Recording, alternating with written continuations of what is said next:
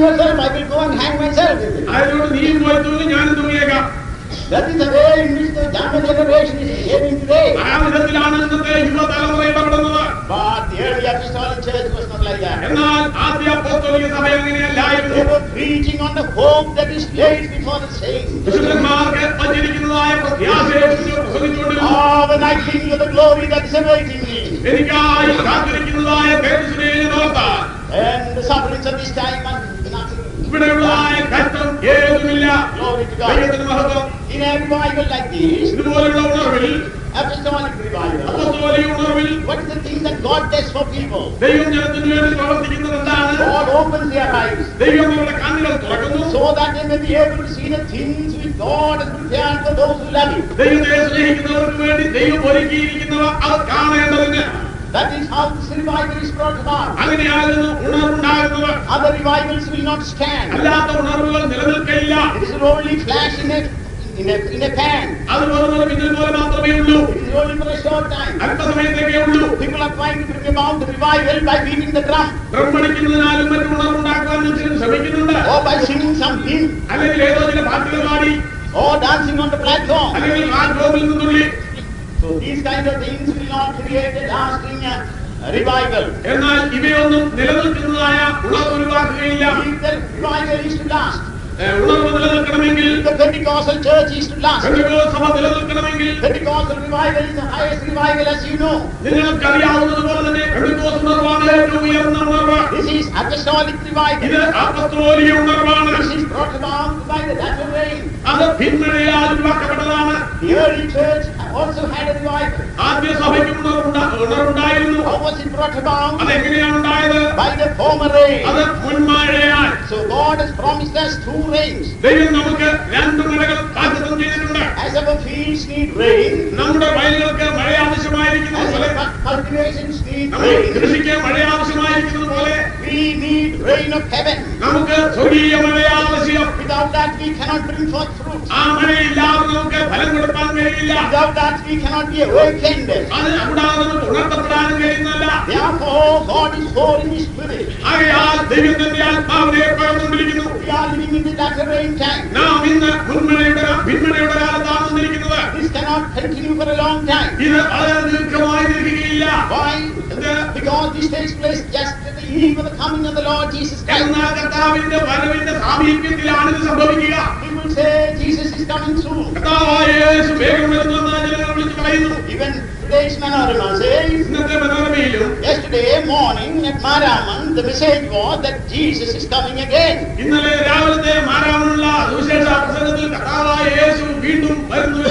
Dear brethren, what is the use of talking about the coming of the Lord Jesus Christ if you are not ready?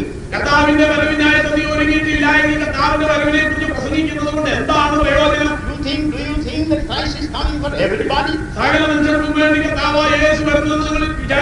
No, it is not so. That is why we say Jesus is preparing a people for His coming. How does He prepare it? How can the church be prepared? By the love of God. He puts His love into our heart.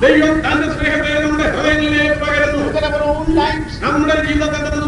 How much we desire to love God. I was such a man.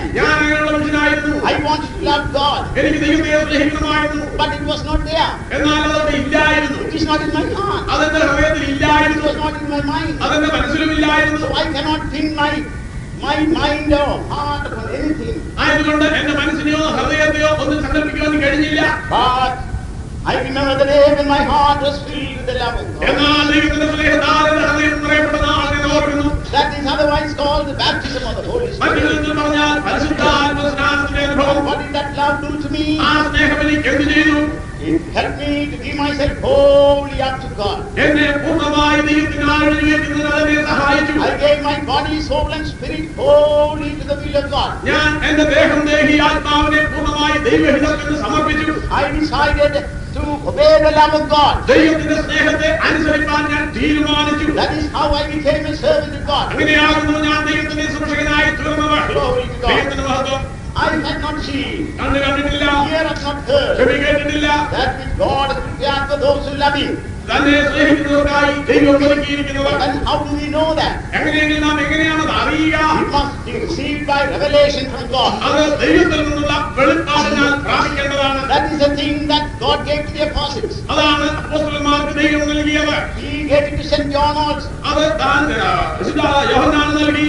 In John's Gospel, in Revelation 20th chapter, വെളിപ്പാട് പുസ്തകം 21-ാം അധ്യായത്തിൽ in the 7th verse, we read, 7-ാം വാക്യം വായിച്ചാൽ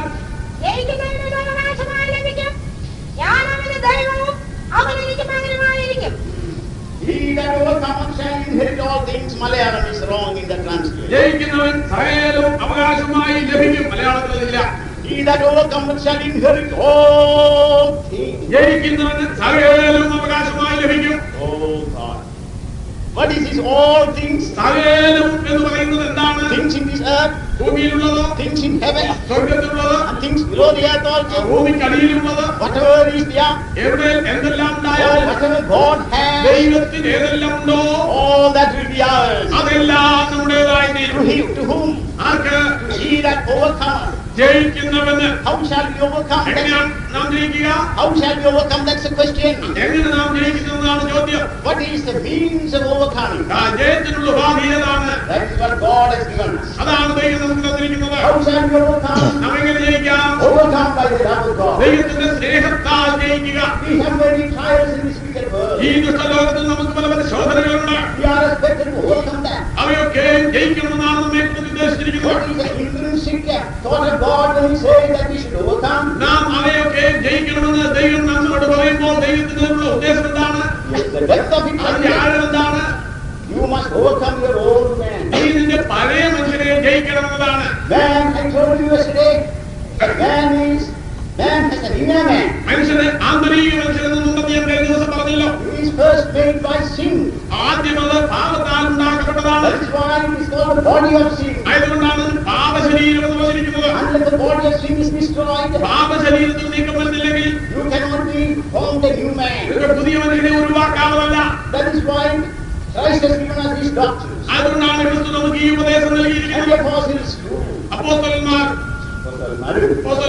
They have given us the doctrines of Christ. അവർ ക്രിസ്തുവിന്റെ ഉപദേശം നൽകി. What do these doctrines of Christ help us to do? What do these doctrines of Christ help us to do? ഈ ക്രിസ്തുവിന്റെ ഉപദേശം നമ്മെ ഏതിന് സഹായിക്കുന്നു? It will help us to overcome our old man. അത് നമ്മുടെ പഴയ മനുഷ്യനെ ജയിക്കുന്നതിന് സഹായിക്കുന്നു. That is overcoming life. അതാണ് ജയജീവിതം. We could be totally a new man. നമുക്ക് മുഴുവനായി പുതിയ മനുഷ്യനായി തീരാം. Who is this new man? ആരാണ് ഈ പുതിയ മനുഷ്യൻ? You read Colossians 3rd chapter, the 10th verse. കൊലോസ്യ ലേഖനം 3-ാം അധ്യായം 10-ാം വാക്യം. And have put on the new man, which is renewed in knowledge of the image of that created him. തന്നെ സൃഷ്ടിച്ചവന്റെ പ്രകാരം പരിജ്ഞാനത്തിനായി പുതുക്കം പ്രാപിക്കുന്ന പുതിയ മനുഷ്യനെ ധരിച്ചിരിക്കുന്നുവല്ലോ. We have put on the new man, who is created after the image of him that has created us. തന്നെ സൃഷ്ടിച്ചവന്റെ പതിവ് പ്രകാരം പരിജ്ഞാനത്തിനായി പുതുക്കം പ്രാപിച്ച് പുതിയ മനുഷ്യനെ ധരിച്ചുകൊണ്ടിരിക്കുന്നു. Renewed in knowledge. പരിജ്ഞാനത്തിൽ പുതുക്കം പ്രാപിക്കുന്നു. That is how you put on the new man. അങ്ങനെയാണ് പുതിയ മനുഷ്യനെ ധരിക്കുക. As a child grows. ഒരു കുഞ്ഞു വളരുന്നത് പോലെ. How does a child grow? എങ്ങനെയാണ് ഒരു ശിശു വളരുക? Two ways a child grows. ഒരു ശിശു രണ്ട് വിധത്തിൽ വളർച്ചയുണ്ട്. In stature it grows, അതിന്റെ അളവിൽ വളരുന്നു, and it also grows in knowledge. അതിന്റെ അറിവിലും വളരുന്നു. How does it get knowledge? എങ്ങനെയാണ് അറിവ് ലഭിക്കുക? All the senses of the body, he imbibes knowledge. ശരീരത്തിലുള്ളതായ ഇന്ദ്രിയങ്ങൾ നിമിത്തമായി അറിവ് സമ്പാദിക്കുന്നു. That is how he grows. അങ്ങനെയാണ് വളരുന്നത്. So not only he grows physically, ശാരീരികമായി വളരുക മാത്രമല്ല he grows in the inner life also. ആന്തരികമായി കൂടെ വളരുന്നു. Glory to God. ദൈവത്തിന് മഹത്വം. But in the natural, it is a growth in sin. എന്നാൽ സ്വാഭാവികമായ പാപത്തിനുള്ള വളർച്ചയാണ്. That should not be. എന്നാൽ അങ്ങനെ ആയിരിക്കരുത്. God wants you to deliver you from that. അതിൽ നിന്ന് ദൈവത്തിനെ വിടുവിപ്പാനാണ് ആഗ്രഹിക്കുന്നത്. That is called otherwise victorious life. അതിനെയാണ് മറ്റൊരു വിധത്തിൽ ജയജീവിതം എന്ന് പറയുന്നത്. How shall we overcome? എങ്ങനെ നമുക്ക് ജയിക്കാം? By the love of God. ദൈവത്തിന്റെ സ്നേഹത്താൽ. This love that is shed abroad in our hearts. നമ്മുടെ ഹൃദയങ്ങളിൽ പകരപ്പെട്ടിരിക്കുന്ന ഈ സ്നേഹം, This is not to venture it. അത് ഇല്ലാതാകേണ്ടതല്ല. It is a thing that should grow day by day. അത് അനുദിനം വളരേണ്ടതാണ്. Read Philippians 1st chapter 9 9th verse. ഫിലിപ്പിലേഖനം 1-9 വാക്യം. നിങ്ങൾ ദയാപേക്ഷമേൽ പരിജ്ഞാനത്തിലും സകലവിവേകത്തിലും വർദ്ധിച്ചു വന്നിട്ട് നിങ്ങൾ വേദാഭേദങ്ങളെ വിവേചിപ്പാറാകണമെന്നും ക്രിസ്തുവിന്റെ നാളിലേക്ക് ബഹുമാനന്മാരും ഇടർച്ചയില്ലാത്തവരും ദൈവത്തിന്റെ മഹത്വത്തിന് പൂർത്തിക്കുമായിട്ട് യേശുക്രിസ്തുവിനാൽ നീതിമാനും നിറഞ്ഞവരുമായി തീരണമെന്നും ഞാൻ പ്രാർത്ഥിക്കുന്നു. And this I pray that your love may abound. Yes. Abounded more and more in knowledge and in all judgment. നിങ്ങളുടെ സ്നേഹം മേൽക്കുമേൽ പരിജ്ഞാനത്തിലും സകല വിവേകത്തിലും വർദ്ധിച്ചു വരണം. Otherwise, it is told that you must grow in love. അല്ലെങ്കിൽ സ്നേഹത്തിൽ നിന്ന് വളരണം. I told you Pentecost means love. Pentecost എന്ന് പറഞ്ഞാൽ സ്നേഹമാണെന്ന് ഞാൻ പറഞ്ഞില്ല. Baptism of the Holy Spirit means Pentecost. പരിശുദ്ധാത്മ സ്നാനം എന്ന് പറയുന്നത് Pentecost. And that Pentecost means the love of God. ആ പെന്തക്കോസ്ത് എന്ന് പറയുന്നത് ദൈവസ്നേഹം. How did you come to Pentecost? എങ്ങനെയാണ് പെന്തക്കോസ്തിലേക്ക് വന്നത്? I came to Pentecost because my heart was filled with the love of God. എന്റെ ഹൃദയം ദൈവത്തിന്റെ സ്നേഹത്താൽ നിറയപ്പെട്ടതുകൊണ്ടാണ് ഞാൻ പെന്തക്കോസ്തിലേക്ക് വന്നത്. I did not go anywhere else. എനിക്ക് മറ്റെങ്ങും പോകാൻ കഴിഞ്ഞില്ല. Why? എന്തുകൊണ്ട്? Because I don't find this experience anywhere else. വെറുതെ എങ്ങും ഈ അനുഭവം ഞാൻ കാണാഞ്ഞതുകൊണ്ട്. I remember at this time the experience of a Roman Catholic young man. ഒരു റോമൻ കത്തോലിക്കായ യവനക്കാരന്റെ അനുഭവം ഞാനിപ്പോൾ ഓർക്കുന്നു. He was born in Tuticorin. തൂത്തുക്കുടിയിലാണ് ജനിച്ചത്. His house was very close to the church. സഭ പള്ളിയോട് ഏറ്റവും അടുത്തായിരുന്നു എന്റെ വീട്. So he used to go daily to the church. അതുകൊണ്ട് ദിവസവും പള്ളിയിൽ പോകുമായിരുന്നു. And used to spend a little time in prayer according to the Roman Catholic way of praying. Roman കത്തോലിക്ക പ്രാർത്ഥിക്കുന്ന വിധത്തിൽ താൻ പ്രാർത്ഥിക്കുകയും ചെയ്യുമായിരുന്നു. One day what happened was he got an urge to go into the church yard and pray. ഒരിക്കൽ പള്ളിയുടെ That's it. പള്ളിയുടെ അറ്റത്ത് പോയി പ്രാർത്ഥിക്കാൻ ആൾക്കാരുടെ ഹേമുണ്ടായി. He went there and sat there and prayed. അവിടെ ചെന്നിട്ട് പ്രാർത്ഥിച്ചു. There he was filled with the Holy Spirit. അവിടെ ചെന്ന് പരിശുദ്ധാത്മാവിനാൽ നിറയപ്പെട്ടു. He did not know it was the Holy Spirit. അത് പരിശുദ്ധാത്മാവാണ് താൻ അറിഞ്ഞില്ല. All that he knew was that he was speaking in some tongue and he was also singing sweetly in some strange language. ഏതോ അന്യമായ ഭാഷയിൽ താൻ സംസാരിക്കുന്നതായി വളരെ മധുരമായി ഏതോ അന്യഭാഷയിൽ പാടുന്നതായി തനിക്ക് അനുഭവപ്പെട്ടു. He was very, very happy. അതിനാൽ വളരെ സന്തോഷപ്രദമായി After singing for some time, അല്പസമയം പാടിയ ശേഷം he rushed into the temple and told the priest, അന്യന്റെ അകത്ത് ചെന്ന് പട്ടക്കാരോട് പറഞ്ഞു, Father, I have had a wonderful experience. Father എനിക്കൊരു അത്ഭുത അനുഭവം ഉണ്ടായിരിക്കുന്നു. He asked, what is that? അപ്പോൾ അദ്ദേഹം ചോദിച്ചു, എന്താണത്? Oh, I was singing in some language, I don't know what language it is. It is so heavenly. He was saying. ഞാൻ ഏതോ എനിക്ക് അറിവില്ലാത്തൊരു ഭാഷയിൽ കൂടെ പാട്ടുപാടി അതെന്താണെന്ന് എനിക്ക് അറിഞ്ഞുകൂടായെങ്കിലും അത് സ്വർഗീയമായി തോന്നി. Then the father told, all right, kneel down, let me hear the singing. അപ്പോൾ പട്ടക്കാരൻ പറഞ്ഞു, ആ മുട്ടിന്മേൽ നിൽക്കുക, ഞാനും കൂടെ അത് കേൾക്കട്ടെ. And he knelt down and prayed. അദ്ദേഹം മുട്ടിന്മേൽ പ്രാർത്ഥിച്ചു. Then the power of God worked in ഉടനെ him. ദൈവത്തിന്റെ ശക്തി അദ്ദേഹത്തെ പ്രവർത്തിക്കാൻ തുടങ്ങി. And he began to sing. ഉടനെ പാടാൻ തുടങ്ങി. The priest stopped him. ഉടനെ പട്ടക്കാരൻ പിടിച്ചു നിർത്തി. Oh, foolish fellow, you could have prayed in the church. Why did you go to the yard to pray? നീ എന്തിനാണ് പള്ളിയുടെ മുറ്റത്ത് പോയത് പ്രാർത്ഥിക്കാൻ പോയത്? മണ്ടത്തരമല്ലേ കാണിച്ചത്? ഇതിനകത്ത് പ്രാർത്ഥിച്ചാൽ മതിയായിരുന്നല്ലോ. Oh, the devil has got into you. നിന്റെ പിശാച് കയറിയതാണ്. Poor fellow, he lost everything. അപ്പോൾ ആ പാവപ്പെട്ടവൻ അതിനാൽ എല്ലാം നഷ്ടപ്പെട്ടു പോയി. After some time, he came to Ceylon. പിന്നീട് കുറെ കഴിഞ്ഞ് താൻ സിലോണിലേക്ക് വന്നു. He came seeking for a job. ഒരു ഉദ്യോഗം അന്വേഷിച്ചാണ് സിലോണിൽ വന്നത്. One day, he was going along our faith road. ഒരിക്കൽ അദ്ദേഹം വിശ്വാസം കൊണ്ട് നടത്തുന്ന റോഡിലേക്ക് നടക്കുമ്പോൾ At that time, the tarrying meeting was going on. അവിശ്വാസം വീട്ടിൽ കാത്തിരിപ്പോ നടന്നുകൊണ്ടിരിക്കുകയായിരുന്നു. People were shouting in tongues. അന്യഭാഷയിൽ ജനങ്ങൾ വലിയ ശബ്ദം ഉണ്ടാക്കുന്നതായി കേട്ടു. That arrested the feeling of this man. അത് അദ്ദേഹത്തിന്റെ മനസ്സിനെ പിടിച്ചു നിർത്തി. He stood there. അവിടെ നിന്നു. There on the road, he got anointed. അവിടെ റോഡിൽ വെച്ച് തന്നെ തനിക്ക് അഭിഷേകം ഉണ്ടായി. So he came inside the house. അതാണ് ഉടനെ വിശ്വാസത്തിനുള്ളിലേക്ക് വന്നു. That day, I was conducting the tarrying meeting. അന്ന് ഞാൻ കാത്തിരിപ്പ് നടത്തിക്കൊണ്ടിരിക്കുകയായിരുന്നു. A stranger came and sat by my side. എന്റെ അടുക്കൽ ഒരു അന്യനായ മനുഷ്യൻ വന്നിരുന്നു. And he began to sing sweetly in a strange language. അന്യഭാഷയിൽ വളരെ മാധുര്യമായ അദ്ദേഹം പാടുന്നത് കേട്ടു. So after the tarrying meeting, കാത്തിരിപ്പ് കഴിഞ്ഞതിന് ശേഷം I asked him to testify because he was altogether a stranger, a new man come there. അവിടെ മുഴുവനായി എല്ലാത്തിലും അന്യനായ പരിചയമില്ലാത്ത ഒരു മനുഷ്യനായിട്ട് കണ്ടതുകൊണ്ട് ഞാൻ അദ്ദേഹത്തോട് സാക്ഷ്യം പറയാൻ ആവശ്യപ്പെട്ടു. He got up and testified. അദ്ദേഹം എഴുന്നേറ്റ് സാക്ഷ്യം പറഞ്ഞു. This is what he told. ഇങ്ങനെയാണ് അദ്ദേഹം പറഞ്ഞത്. All that happened, he told. അദ്ദേഹത്തിന് സംഭവിച്ചതെല്ലാം പറഞ്ഞു. Then he said, ഇത് പറഞ്ഞു, now I know when you get an experience like this, you should not go to the Roman Catholic Church anymore. You must go to the Pentecostal Church. ഇപ്പോഴെനിക്ക് മനസ്സിലാകുന്നു ഇതുപോലെയുള്ള അനുഭവം പ്രാപിച്ചു കഴിഞ്ഞാൽ മേലാൽ റോമൻ കത്തോലിക്ക പള്ളിയിൽ അല്ല പോകേണ്ടത്, പെന്തക്കോസ്ത് സഭയിൽ തന്നെയാണ് പോകേണ്ടത്. എനിക്ക് ഇപ്പോൾ അറിയാം. They only know what this is. എന്നാൽ ഇത് എന്താകുന്നു എന്ന് പെന്തക്കോസ്തുകാർക്ക് മാത്രമേ അറിയാവൂ. Birds of the same feather flock together. ഒരേ വിധത്തിലുള്ളതായ പക്ഷികൾ ഒന്നിച്ചു മാത്രമേ ചേരൂ. കന്നാലി കന്നിനോട് ചേരും. കന്നിനോട് ചേരും. Praise the Lord. ദൈവത്തിന്റെ സ്തോത്രം. That is Pentecost. അതത്രേ Pentecost. When we are filled with the Holy Spirit, പരിശുദ്ധാത്മാവിനാൽ നിറയപ്പെട്ടിരിക്കുമ്പോൾ, we are filled with the love of God. ദൈവത്തിന്റെ സ്നേഹത്താൽ നിറയപ്പെട്ടിരിക്കുമ്പോൾ, Where shall we go after that? അതിനുശേഷം നാം എവിടേക്കാണ് പോകേണ്ടത്? We need a like-minded people. നമുക്ക് അതുപോലെ ഉള്ള ആളുകൾ വേണം. Then only you can go spiritually forward. എങ്കിൽ മാത്രമേ ആത്മീയമായി പുരോഗമനം പ്രാപിക്കൂ. Otherwise, the others will suck your life also. അല്ലെങ്കിൽ മറ്റുള്ളവർ നിന്നിലുള്ള ജീവനും കൂടെ എടുത്തു കളയും. It will be like a living man hugging a dead man. അത് ഒരു ജീവനുള്ള മനുഷ്യൻ മൃതശരീരത്തെ കെട്ടിപ്പിടിക്കുന്ന പോലെ ആയിരിക്കും. What happens if a living man hugs a dead body? ഒരു ജീവനുള്ള മനുഷ്യൻ മൃതശരീരത്തെ കെട്ടിപ്പിടിച്ചുകൊണ്ടിരുന്നാൽ എന്ത് ഭവിക്കും? In the old Roman days, റോമാ ഗവൺമെന്റ് കാലത്ത് the capital punishment that was given to culprits or criminals was tie him with a dead body. വലിയ കുറ്റക്കാർക്ക് അവർ കൊടുത്തിരുന്ന ശിക്ഷ മൃതശരീരത്തോട് ചേർത്തവരെ കെട്ടുക എന്നതായിരുന്നു. That is thought to be the most awful punishment. ഏറ്റവും നീചമായ ക്രൂരമായ ആ ശിക്ഷയായിരുന്നു അത്. Why? എന്തുകൊണ്ട്? Because the living man's life will be sucked by the dead body, little by little, little by little, little by little. ജീവനുള്ള മനുഷ്യന്റെ ജീവൻ ആ മൃതശരീരം അല്പാൽപമായി വലിച്ചെടുത്തു കളയും. It's a slow death. അത് സാവധാനത്തുള്ള മരണമായിരിക്കും. That is worse than crucifixion, they say. അത് ക്രൂശീകരണത്തെക്കാളും ഹീനമാണെന്ന് പറയുന്നു, ക്രൂരമാണെന്ന്. That's the kind of punishment that was given to Paul and Silas. പൗലോസിനും ശീലാസിനും ആ വിധത്തിലുള്ള ശിക്ഷയാണ് അവർ നൽകിയത്. They were not tied with dead body, they were tied with living men. അവർ ജീവനുള്ള മനുഷ്യരോട് ചേർത്താണ് അവരെ കെട്ടിയത്. It is there that God visited them and the gatekeeper was saved. അവിടെ വെച്ചാണ് Jacob was saved. കാരാഗ്രഹപ്രമാണിയും രക്ഷിക്കപ്പെട്ടത്. Glory to God. ദൈവത്തിന് മഹത്വം. So dear brethren, പ്രിയരേ, if you don't have the right fellowship, ശരിയായ കൂട്ടായ്മയില്ലെങ്കിൽ you shall die. നീ മരിച്ചു പോകും. You must be very careful about it. ആകയാൽ അതിനെക്കുറിച്ച് നമ്മൾ വളരെയധികം ശ്രദ്ധിക്കേണ്ടതുണ്ട്.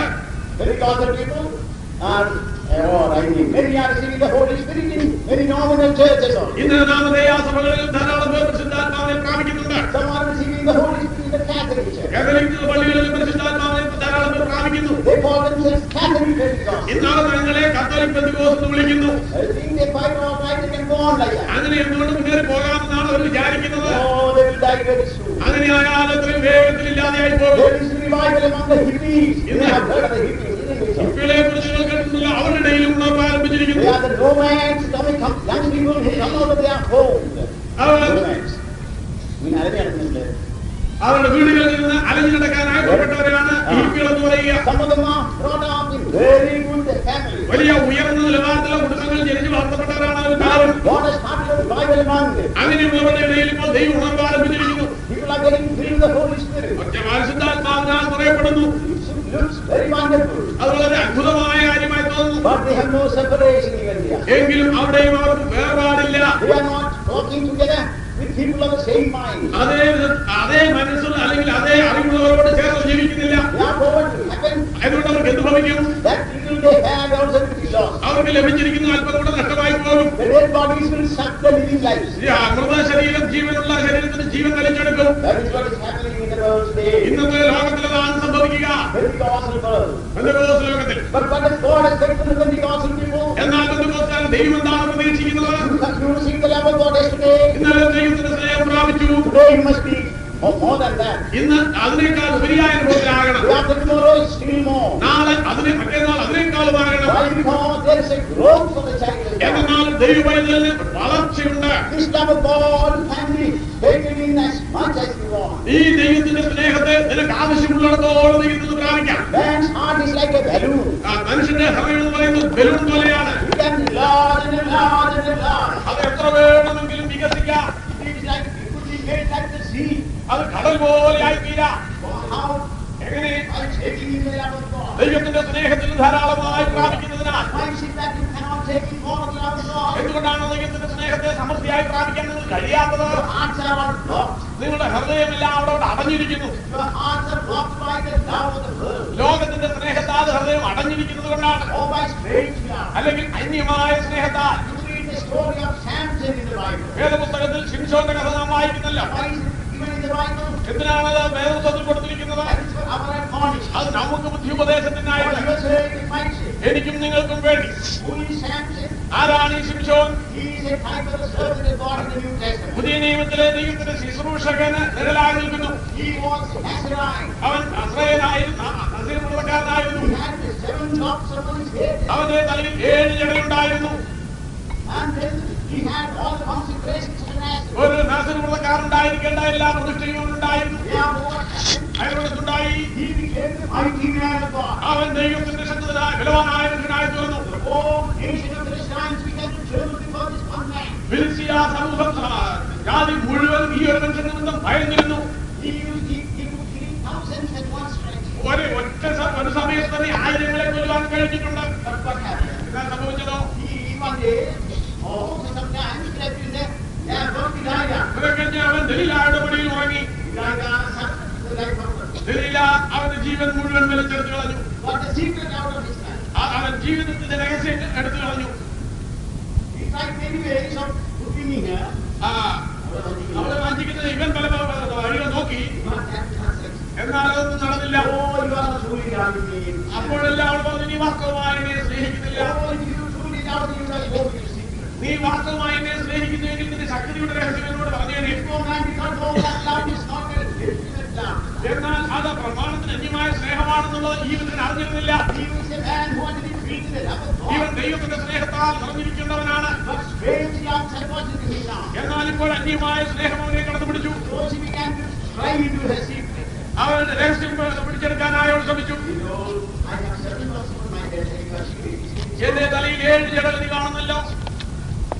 Not that, and I will figure that out. അത് മുറിച്ചു കളഞ്ഞാൽ ഞാൻ സാധാരണ മനുഷ്യനെ പോലെ ആയിപ്പോകും. She did not have just believe that. ആദ്യം അവൾ അത് വിശ്വസിക്കുകയാണില്ല. So it is like this really like before. പഴയ പോലെ പിന്നെയും എന്നെ കളിപ്പിക്കാൻ ശ്രമിക്കുകയായിരിക്കുന്നു എന്ന് വിചാരിച്ചു. Anyhow, she cut the locks. എങ്കിലും ആ ജട മുറിച്ചു കളഞ്ഞു. Immediately, that pushed out of his life. ഉടനെ അവന്റെ ജീവൻ ശക്തി അവനിൽ നടന്നുപോയി. അവൻ സാധാരണ മനുഷ്യനെ പോലെ ആയിപ്പോയി. She could lead him by the feet. അവളുടെ വിരൽ കൊണ്ട് അവനെ നയിക്കാൻ കഴിഞ്ഞു. She made him blind. അവനെ കുരുടനാക്കി. പാവപ്പെട്ടവൻ. Even to blind the meat. പിന്നീട് മാവ് പഠിക്കുന്നതിന് പോകേണ്ടി വന്നു. Useless for God and man. ദൈവത്തിനും മനുഷ്യനും പ്രയോജനമില്ലാത്തവനായി പോയി. That's what the devil is doing today. അതാണ് ഇന്നും ഈ ശാന്തി ചെയ്യുന്നവർ. There are many thousands of Samsons in the world today. ഇന്ന് ലോകത്തിൽ ആയിരക്കണക്കായ ശിക്ഷന്മാരുണ്ട്. On the positive side and the negative side of it. അതെ, പ്രയോജനപ്പെടുന്ന നശിച്ചു പോകുന്ന വശത്തും. They were used mightily at one time. അവർ ഒരാൾ ദൈവത്താൽ പ്രയോജനപ്പെട്ടവരായിരുന്നു. How is a man used for God? എങ്ങനെയാണ് മനുഷ്യൻ ദൈവത്തിനായി പ്രയോജനപ്പെടുക? Measure of love that is in his heart. അവന്റെ ഹൃദയത്തിൽ അവൻ പ്രാപിച്ചിരിക്കുന്ന ദൈവസ്നേഹത്തിനകത്താണ്. അതിനുള്ള ജീവിതം പരിചരിക്കുകയാണ്. Using carnal love, ജഡീക സ്നേഹം ഉപയോഗിക്കാം. not possible to believe you anymore. That becomes your character. അത് നിന്റെ സ്വഭാവമായി തീരും. I have seen this in the spiritual world very much. അത് ഈ ആത്മീയ ലോകത്തിലും സാധാരണ. Oh, what has happened to this man? ഈ മനുഷ്യർക്ക് എന്ത് ഭവിച്ചു? Oh, what has happened to this man? എന്ത് സ്ത്രീകൾക്ക് എന്ത് ഭവിച്ചു? How good she was at one ആ ഒരു time. സമയത്ത് അത്ര നല്ലവനായിരുന്നു. How bad she has become now. ഇപ്പോൾ എത്ര മോശമായി തോന്നിയിരിക്കുന്നു. Pentecost do such a thing. Pentecost ഇങ്ങനെ ഒരു കാര്യമാണോ ചെയ്യുന്നത്? Yes, Pentecost is that also the അതേ പ്രിയപ്പെട്ടവരെ, അതും ചെയ്യുന്നു. If you backslide, പിന്മാറിപ്പോയാൽ you shall become sevenfold a child of the devil. നീ പിശാചിന്റെ മകനായി 7 മടങ്ങ് പിശാചിന്റെ മകനായി പോകും. So we must be very careful in our spiritual life. ആകയാൽ നമ്മുടെ ആത്മീയ ജീവിതത്തിൽ നാം വളരെയധികം ജാഗ്രതയുള്ളവരായിരിക്കണം. After the baptism of the Holy Spirit, പരിശുദ്ധാത്മ സ്നാനം പ്രാപിച്ച ശേഷം what is expected of you? നിങ്ങൾ എന്താണ് പ്രതീക്ഷിക്കുക? You must overcome. ജയിക്കണം. He that overcometh, ജയിക്കുന്നവന് he shall inherit all things. സകലവും അവകാശമായി ലഭിക്കും. Paul says, oh, I cannot conceive thee. എനിക്ക് ഗ്രഹിക്കാൻ കഴിയുന്നില്ല.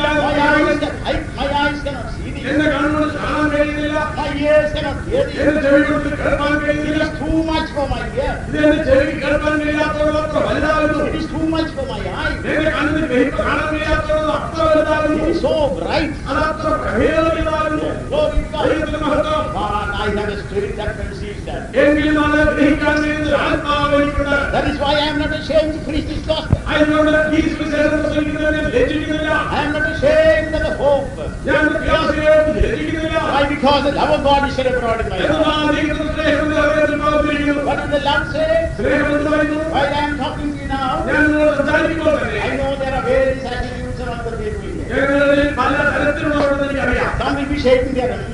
We have seen this. How many we have seen this? ഞങ്ങൾ വളരെ കണ്ടതാണ്, വളരെ കണ്ടതാണ്.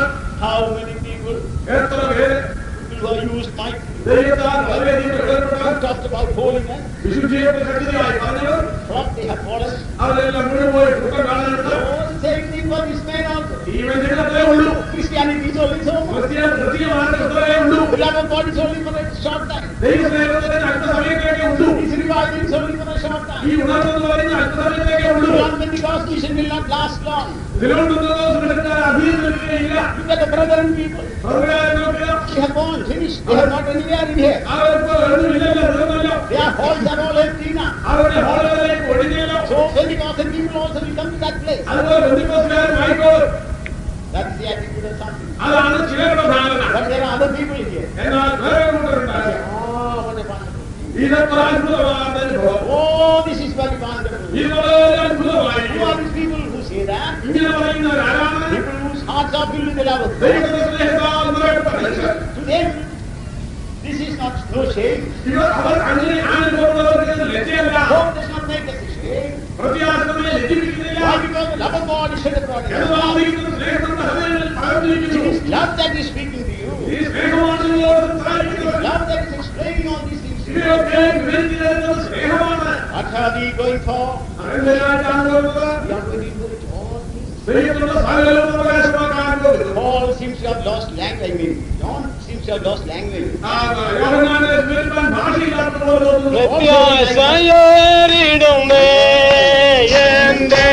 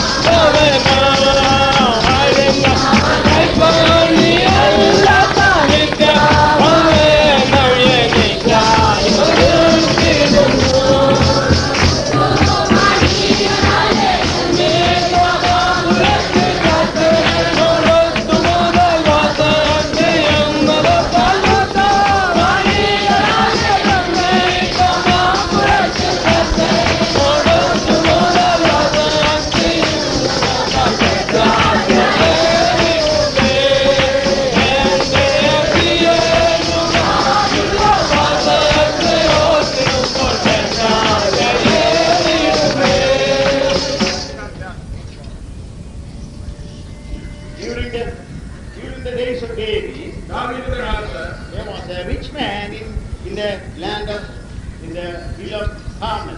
കർമ്മേലിൽ ഒരു ധനികനായിട്ടുണ്ടായിരുന്നു. His name was Nabal. അവന്റെ പേര് നാഥാലെന്നായിരുന്നു. His wife's name was, what's the name? Abigail. അബീഗയിലായിരുന്നു അവന്റെ ഭാര്യയുടെ പേര്. This man was a rich man, ഈ നാഥാൽ വലിയ ധനികനായിരുന്നു. but he was a stingy man also. എങ്കിലും പിശുക്കനായിരുന്നു. Once he had a shearing of sheep. ഒരിക്കൽ രോമം കത്തിരിക്കുന്ന ആടുകൾ രോമം കത്തിരിക്കുന്ന ഒരു ഉത്സവം ഉണ്ടായി. That's a feast. അതൊരു ഉത്സവമാണ്. He used to feed all his servants. അതിന്റെ ദാസന്മാരെ എല്ലാം വിരുന്ന് കൊടുക്കുന്ന He used ദിവസം. to feed goats and sheep and feed the people. ആടുകളെ കൊന്ന് ജനങ്ങൾക്ക് വിരുന്ന് കൊടുക്കുന്ന ദിവസം. At that very time, ആ സമയത്ത് there was another man in that locality. ആ സ്ഥലത്ത് ഒരു മനുഷ്യനുണ്ടായിരുന്നു. His name was David. അവരുടെ പേര് ദാവീദെന്നായിരുന്നു. David heard about the sheep shearing of this man. ഈ മനുഷ്യന്റെ ആടുകളെ രോമം കത്തിരിക്കുന്ന വിരുന്നിനെ കുറിച്ച് ദാവീദ് കേട്ടു. So he sent his servants to him ആ ദാവീദിന്റെ ദാസന്മാരെ നാം കേൾക്കുകയായി. and told him to send him a part of this feast. അവരുടെ വിരുന്നിൽ കൊടുത്തേക്കാൻ ആവശ്യപ്പെട്ടു. David had about 400 people with him. ദാവീദിനോട് 400 പേരുണ്ടായിരുന്നു. They were starving in the wilderness. Our അനുഭവി ഭക്ഷണമില്ലാതെ കഷ്ടപ്പെടുകയായിരുന്നു. They were mighty men, our വീരന്മാരായിരുന്നു. but they had no certain dwelling place. എങ്കിലും അവരുടെ സ്ഥിരവാസമില്ലായിരുന്നു. They were running here and there because of the fear of Saul. ശൗലിനെ ഭയന്ന് അവർ അവിടെ ഓടിച്ചിരിക്കുകയായിരുന്നു. But when the servants went there, എന്നാൽ ദാവീദിന്റെ ദാസന്മാർ അവിടെ ചെന്നപ്പോൾ Nabal got angry and sent them away. ഓടിച്ചവരും വെറുതെ വിട്ടു. Oh, there are many servants like David now. ദാവീദിനെ പോലെ പല ദാസന്മാരുണ്ട്. Disobedient servants. യജമാനന്മാരെ അനുസരിക്കാത്തവർ. So why should I feed such people? അങ്ങനെയുള്ളവർ ഞാനെന്തിന് ഭക്ഷണം കൊടുക്കണം? This is for my servants. ഇത് എന്റെ ദാസന്മാരുള്ളതാണ്. But that was foolishness. എന്നാൽ അത് നാബാൽ ബുദ്ധികേടായി പോയി. Why? കാരണം Because he did not know who this David is. ഈ ദാവീദ് ആരാണെന്ന് നാബാൽ അറിഞ്ഞിരുന്നില്ല. He only thought of him as a disobedient servant. അനുസരണക്കേണ്ട ദാസനെന്ന് മാത്രമേ ദാവീദിനെ കുറിച്ച് അറിഞ്ഞിരുന്നുള്ളൂ. But David was the anointed of God. ദാവീദോ ദൈവത്താൽ അഭിഷേകം പ്രാപിച്ചവനായിരുന്നു. He is God's man. അവൻ ദൈവത്തിന്റെ മനുഷ്യനായിരുന്നു. For some time he is going through these difficulties. അല്പസമയത്തേക്ക് അവൻ ഈ കഷ്ടങ്ങളിലൂടെ പോകുന്നു. But he shall come to the throne of Israel. എന്നാൽ അവൻ ഒരു ദിവസം ഇസ്രായേലിന്റെ സിംഹാസനത്തിൽ വരും. He is going to inherit all things. അവൻ സകലത്തെയും അവകാശമാക്കാൻ പോവുകയാണ്. But this foolish man, Nabal, his name is Nabal, it means foolish. Nabal എന്ന പേരിന്റെ അർത്ഥം തന്നെ ബുദ്ധികെട്ടവൻ. അതുപോലെ തന്നെ അവൻ He did not want to give anything to the servants of David. ദാവീദിന്റെ ദാസന്മാരൊന്നും ഒന്നും കൊടുത്തേക്കാൻ ഇഷ്ടപ്പെട്ടില്ല. But then Abigail heard about it. എന്നാൽ അബീഗയിൽ കേട്ടു. She was not at the spot when this happened. ഇത് ആദ്യം സംഭവിച്ചപ്പോൾ അവൾ സ്ഥലത്തിലായിരുന്നു. But when she heard about it, അവൾ കേട്ടപ്പോൾ she got shocked. തെറ്റിപ്പോയി. Oh, what a fool my husband. എന്റെ ഭർത്താവ് പടയാളിപ്പോയി. He is not willing to give something to David. ദാവീദിന് എന്തെങ്കിലും കൊടുക്കാൻ ഇഷ്ടപ്പെട്ടില്ല. So what did he do? What did he do? അവൾ ചെയ്തതോ She prepared some vehicles അവൾ വാഹനത്തിലേക്ക് and took certain things to David into the wilderness. ദാവീദിനെ മരുഭൂമിയിൽ ചില സാധനങ്ങളായിട്ട് കൊണ്ടുപോയി. And met David on the way. വഴിയിൽ വെച്ച് ദാവീദിനെ ബന്ധിച്ചു. Because David heard that Nabal has disgraced his servants, he was furious. ദാവീദ് തന്റെ ദാസന്മാരെ നാബാൽ നിന്ദിച്ചയച്ചെന്ന് കേട്ടപ്പോൾ ദുഃഖിച്ചു. These are all spiritual meanings we have. ഇതൊക്കെ ആത്മീയ അർത്ഥമുള്ളതാണ്. That is why it is given in the Bible. അതുകൊണ്ടാണ് വേദപുസ്തകത്തിൽ നൽകിയിരിക്കുന്നത്. Nabal Nabal has a wife by name Abigail. Abigail എന്ന് പറയും വേറൊരു ഭാര്യയുണ്ടായിരുന്നു. She ought not to be this fellow's wife. അവൻ ഈ മനുഷ്യന്റെ ഭാര്യയായിരിക്കേണ്ടതല്ല. This fellow is a foolish fellow. ഈ മനുഷ്യൻ മടയനാണ്. How can a wise woman be a foolish man's wife? ജ്ഞാനിയായ ഒരു ഭാര്യ എങ്ങനെയാണ് മടയനായ മനുഷ്യന്റെ ഭാര്യയായിരിക്കുക? So God was opening a way for that. അത് ദൈവം വഴിതുറക്കുകയായിരുന്നു. What did she say? എന്താണ് അവൾ പറഞ്ഞത്? She told, she satisfied David ദാവീദിനെ ബുദ്ധിപ്പെടുത്തി and came away. മടങ്ങി. And David went back. ദാവീദ് മടങ്ങിപ്പോയി. But now she must be delivered from this man. That is the most important thing. ഈ മനുഷ്യനിൽ നിന്ന് ഇവൾ പിടിക്കപ്പെടണമെന്നുള്ളതാണ് ഏറ്റവും പ്രധാനമായ കാര്യം. So what did she say? അവൾ എന്ത് ചെയ്തു? You are a fool. നീ മടയനായിപ്പോയി. She looked at his face and told, you are really Nabal. ഭർത്താവിന്റെ മുഖത്ത് നോക്കിയിട്ട് തന്നെ പറയുകയാണ്, നീ നിന്റെ പേര് പോലെ തന്നെ നാബാലാകുന്നു. You have acted very foolishly. നീ ബുദ്ധികേടാണ് ചെയ്തത്. When he heard that, അത് കേട്ടപ്പോൾ he became like a stone. ഉടനെ കല്ലുപോലെ ആയിപ്പോയി. His heart ceased to function. അവന്റെ ഹൃദയം പിന്നെ പ്രവർത്തിച്ചില്ല. And he died. മരിച്ചു. And when David heard about it, ദാവീദ് കേട്ടപ്പോൾ he took his name, Abigail, to be his wife. അബീഗയിലിനെ തന്റെ ഭാര്യയായി സ്വീകരിച്ചു. She became the queen of Israel. അവൾ ഇസ്രായേലിന്റെ രാജ്ഞിയായി തീർന്നു. Who was she before? മുൻപുള്ള ആരായിരുന്നു? She was only the wife of Nabal. നാബാലിന്റെ ഭാര്യ She മാത്രമായിരുന്നു. was only the wife of a foolish ഒരു man. ബുദ്ധികെട്ട മനുഷ്യന്റെ ഭാര്യ മാത്രമായിരുന്നു. This is exactly our state, dear brother. പ്രിയരേ, ഇത് തന്നെയായിരുന്നു നമ്മുടെ ആത്മീയ നിലവാരം. If you read Romans 7 chapter verses 3 and 4, റോമാലേഖനം 7-ാം അധ്യായം 3-4 വാക്യങ്ങൾ നാം വായിച്ചാൽ ഭർത്താവ് ജീവിച്ചിരിക്കുമ്പോൾ അവൾ വേറെ പുരുഷനായാൽ വ്യഭിചാരിണി എന്ന് പേർ വരും. ഭർത്താവ് മരിച്ചുവെങ്കിലോ അവൾ വേറെ പുരുഷനായാൽ വ്യഭിചാരിണി എന്ന് പേര് വരാം. എന്ന് വരാതെ വേണം ന്യായപ്രമാണത്തിൽ നിന്ന് സ്വതന്ത്രയാകുന്നു. അതുകൊണ്ട് സഹോദരന്മാരെ, നാം ദൈവത്തിന് ഫലകായിക്ക് മാറി മരിച്ചിട്ട് ഉയർത്തുന്നവനായ ഏതൊരുവനാവേണ്ടതിന് നിങ്ങളും ക്രിസ്തുവിന്റെ ശരീരം മുഖാന്തരം ന്യായപ്രമാണ സംബന്ധമായി മരിച്ചിരിക്കുന്നു. yes, you are also dead. You must be dead to the old man. നിങ്ങൾ പഴയ മനുഷ്യന് മരിക്കണം. You are already married. നിങ്ങൾ വിവാഹം ചെയ്യപ്പെട്ടിരിക്കുന്നു. You have a husband. നിങ്ങൾക്ക് ഭർത്താവുണ്ട്. But that fellow is a foolish fellow. എങ്കിലും ആ ഭർത്താവ് ബുദ്ധികെട്ടവനാണ്. His name is Nabal. അവന്റെ പേര്